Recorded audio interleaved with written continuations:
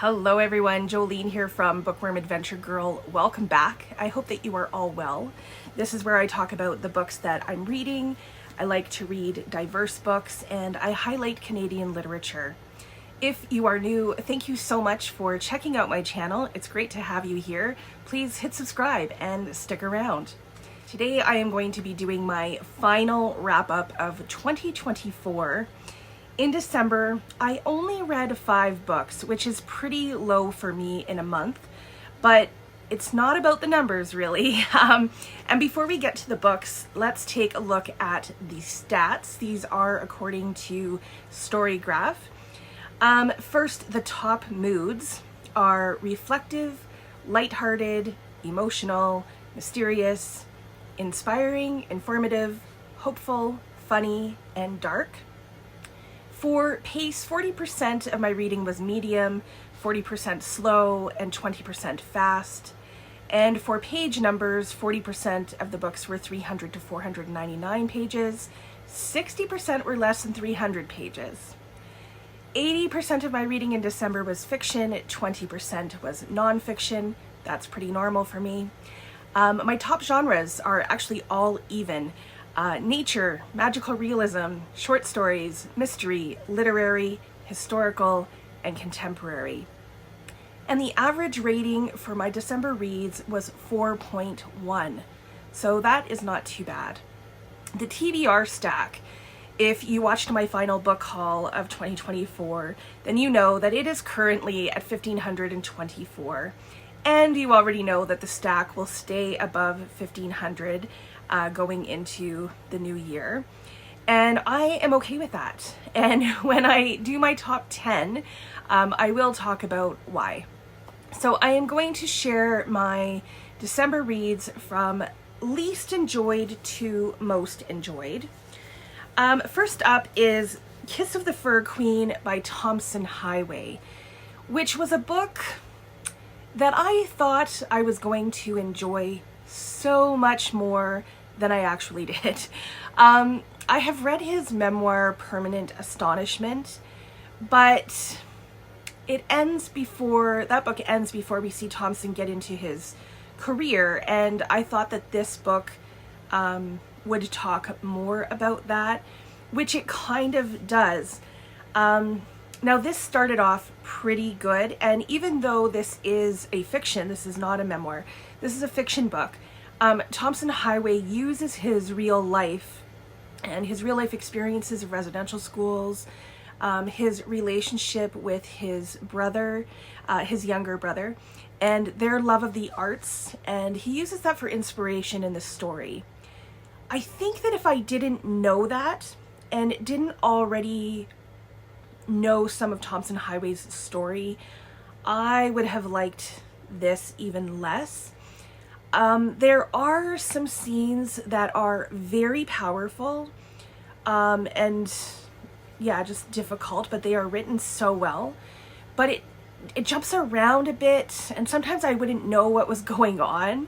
Tomson uses the Fur Queen as a trickster in the story, which I think could have been really good, but it just didn't really work for me either. I'm still glad that I read this, but I did like his memoir, Permanent Astonishment, much better. So next is The Husbands by Holly Gramazio. This is a debut novel, and for a debut novel, it's good in that it has a very interesting premise. And if she puts out another book, I would probably pick it up. It really sucks you in at the beginning because the main character, who is Lauren, she goes into her house and is greeted by her husband. The catch is that Lauren isn't married, but her home has changed a little bit. She's noticing some differences. There is evidence that they've actually been married for quite some time. And when she sends this husband to the attic to change a light bulb, at least I think that's what it was, another husband comes down. And this concept was really intriguing. here's where it didn't work for me. We never really get to know Lauren, like, and understand why this might be happening to her, or for her. Plus, there are so many husbands. Like, I mean a lot. There's like hundreds of husbands. And sometimes she sends the husbands back, to the attic before they even come down the ladder, because she doesn't like what they're wearing, or there's just something about them. Other times she spends a few days with them. I found it odd that it never really got to the reasons, and there were just a lot of holes for me. Are we moving in time, or is this Groundhog Day and she's just living this over and over?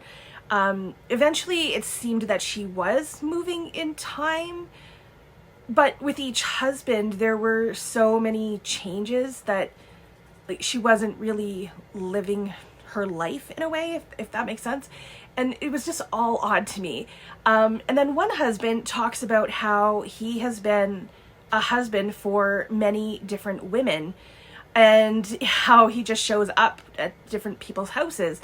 And I thought, maybe we're getting somewhere, but Lauren doesn't seem to think to ask if any of the other husbands are experiencing, this or something similar. And I just felt like there were so many questions, and none of them were answered in a satisfying way or at all. So the concept itself, brilliant, and I think could have been really, really good, but it did kind of fall flat. And I am hopeful for another book and maybe a more solid plot. Okay, next up is the seasonal novella that I read, and it's The Mistletoe Mystery by Nita, Prose. This is part of the Molly the Maid series, and it's book 2.5. The third book is coming out later in 2025, and this seems to be kind of a bridge between the two books. All of the books have a mystery, obviously, but this one is not a murder mystery. So if you're looking for a murder mystery, this isn't it. And I actually didn't really think of it as a mystery at all. I thought it was pretty obvious early on where the story was going, but there is a mystery for Molly, I guess.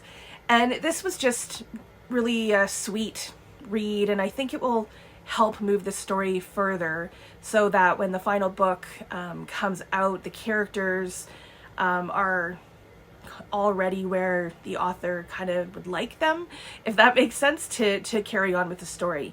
So if you are a fan of the series, then this is definitely, worth checking out. It was also just a good Christmassy kind of read as well. Okay, next is the only nonfiction in the wrap-up, and it's Our Green Heart, The Soul and Science of Forests. This is by Diana Beresford-Kroeger. This is a mashup of a memoir and nature writing. Other books that are similar to this, I thought, have done the memoir part better, but it is clear that Diana has a great love for trees and the work that she does, and it's so important. And what I liked most about this book was the connections that she makes between nature and our lives. And I think we all know to a certain extent that we can learn so much from nature. Sorry if you can hear my dogs playing, and how we should move in the world. But Diana gives very concrete examples of that, especially as women, which I thought was really neat. And she's also realistic about climate change, but talks about how we can undo the harm that we've done. She makes references to Rachel Carson's Silent Spring, and shares where we are now. So where we were then, where we are now. And she also shares her own experiments, what's gone right, what hasn't gone as well as she had hoped, or hasn't worked out as well. But she has learned from all of that.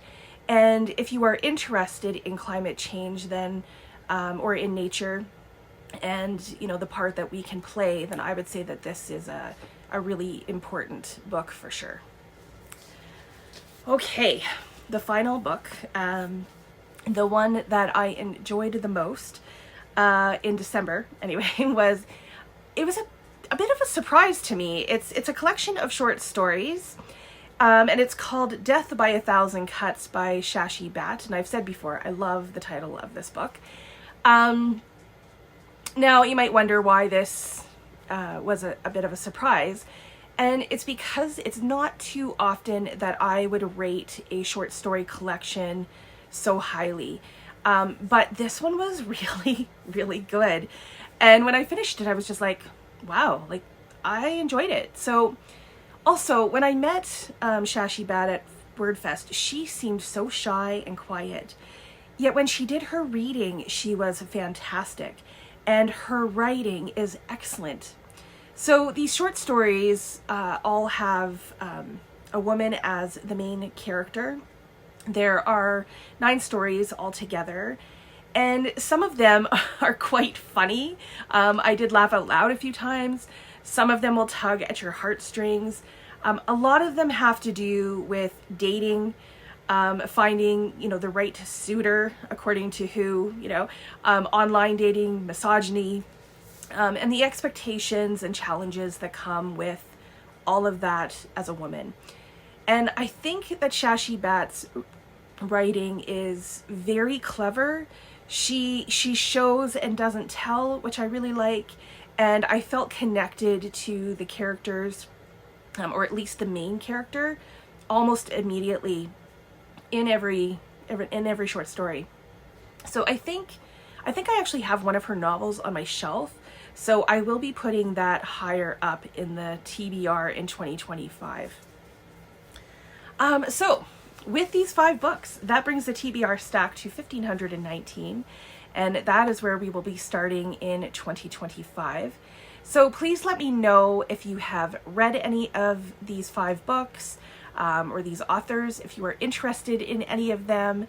Let me know what books you read in December that you would recommend and that you think were really great. I'd love to hear all about that. I look forward to chatting with you in the comments. As always, thank you so much for watching. I hope you enjoy the rest of your day, and don't forget to make every day an adventure.